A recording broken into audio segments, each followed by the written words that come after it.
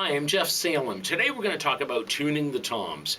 In my years of teaching, I found many students really neglect getting the best sound out of these drums. They focus on getting the most amazing bass drum tone, the crisp snare drum sound, but kind of forget about the toms. Well, that's not a nice balance on the drum set, especially when you start playing drum fills. You go around the kit, it's like boing, boing, out of tune. Ain't gonna sound good. The band's gonna notice the audience. So the first thing I do is I actually take the individual tom off the drum set. That way I'm isolating this drum, and you notice I've actually placed it on a towel. That way I'm muffling the one head so we can focus on getting the best tone on the head on top. So again, we don't want to forget about the resonant head and of course the batter head. And the head I use for this particular drum is a G2 coated 2-ply, which sounds great on this maple drum, which is kind of a very interesting finish. This is what I call when you take a mint candy, a bowling ball, a grasshopper, and a rotten cabbage, and you put it in the blender. So really, really simple, guys. You know, we have the rim, the drum head. So first thing I start off is I just seat the head, put the rim on top, and of course we take the tension rods, and what I'm going to do first is I'm going to finger tighten them on the drum. And the first thing I want to try to do is put them on and get in the habit of going across the drum. That's the first thing I'm doing here. You don't want to go clockwise or counterclockwise. So what we're going to do is we're going to get the tension rods all put into place. Okay, now that I've got all the tension rods seated on the drum, we want to introduce the drum key. Same idea, I'm going to go crisscross. I'm going to put a couple turns on one side. And basically, what we're going to do is we're going to tighten the head up. Now, as far as the tension and the pitch relationship between the top and the bottom head, that's personal preference. There's really basically three ways of going about tuning the toms. We can have even tension on the batter head and the resonant head. We can have the top head tuned a little tighter and the bottom one a little looser, so the pitch on the top is higher, or then vice versa, where the bottom head is actually tuned tighter and the top one a little looser. That is basically my preference. And as I go around distributing the tension, once the head gets a little tighter, I'm actually going to listen to the pitch by each tension rod. And again, still loose. We want to match the pitch up. Okay? Still continue. And sometimes just a quarter turn is all you need.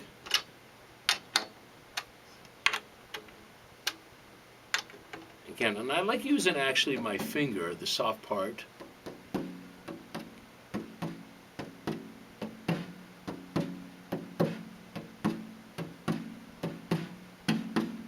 This up a bit. Okay. Now once I got that going, I'm going to get the stick. So I don't like that sound. It's a little honky, and as I can see, there's a little ripple right here. Ah.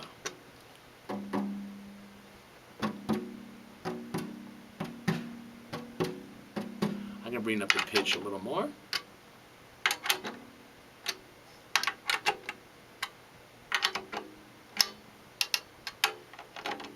You can hear as pitch is getting higher.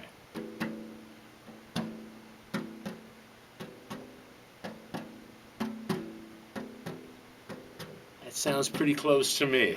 Grab the stick. The other thing is turning off the snare, so kind of like the sound of that. Now what we're going to do is actually we're going to put it back on the drum kit, and we're going to compare the pitch in relationship to the other toms. Now that I got my tom back in position on the drum set, what I want to do is I actually want to hear the pitch out of the drum in relationship to the other toms. What I try to do is I actually try to tune my drums in thirds, intervals of thirds. Say on a piano, for example, if this was C, being my root note, I'll go up a third, which would be E. Another third up from that is G, then B. You can use whatever note on a piano be your root note, but that's a kind of a quick guideline I go through. So right now, it's actually sounding pretty good. I don't need to fine tune it. A lot of times people will play certain nursery rhymes. Mary Had a Little Lamb.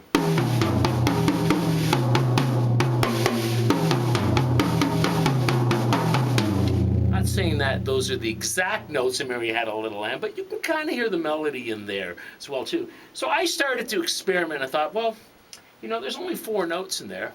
There's a lot of classic rock songs where the guitar riffs are based on 3 or 4 notes. So I want to show you some that I like to play right now. And I basically call this melodic rock drumming. Now let's look at some melodic drumming around the kit. The first song up is Peter Gunn by the Ventures. I'm going to play the guitar riff with my right hand around the toms, turning the snares off so we can hear the pitches. Basically, the groove is something like this. I'll play it open-handed.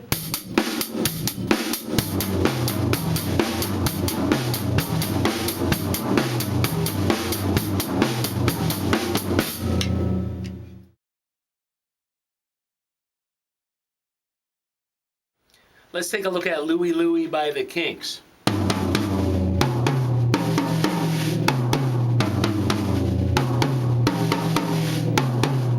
Was something like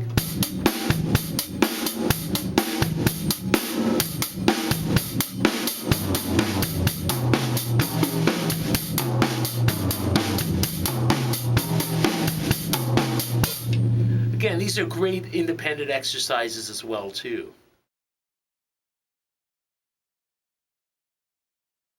Here's Satisfaction by the Rolling Stones. The guitar part.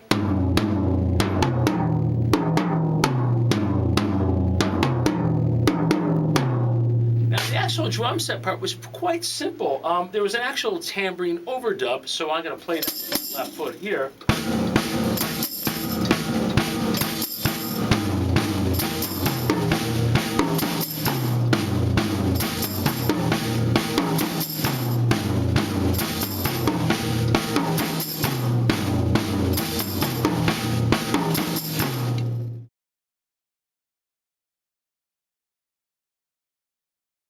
Let's take a look at Walk This Way by Aerosmith. This one's a little trickier, one of my favorites actually. The guitar riff. Of course, the classic opening drum groove. So the idea is right hand plays the guitar part, left hand plays the groove.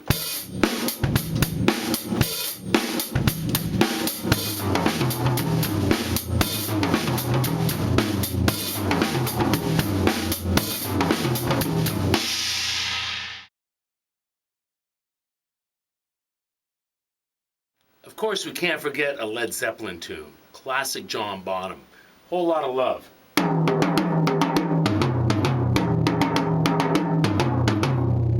Groove, pretty much an improvised groove, but I'll settle with this one here.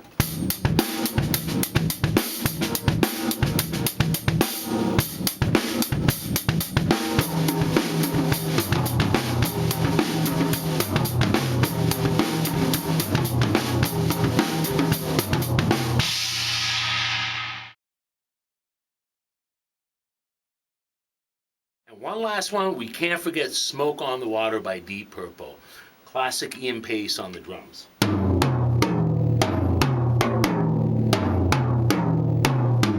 Well, that was supposed to be, I guess, Richie Blackmore on guitar. The drum beat, pretty straight ahead, 16 notes. Combining them's a little tricky.